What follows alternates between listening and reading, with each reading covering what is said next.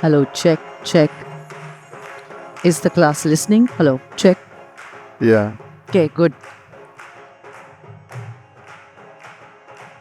Today is a very special day for me as it marks a milestone in our long association with two close friends of the Goethe-Institut, Anuja, Ghosalkar and Tuchmann. The Mumbai launch of documentary theatre in India, assembling publics, performing politics. What Anuja is trying to do with this book, which is one of its kind and the very first of its kind, is bringing it to a room where a community of thinking individuals become a politically minded, oriented assembly. I do not understand the relationship of this material with reality.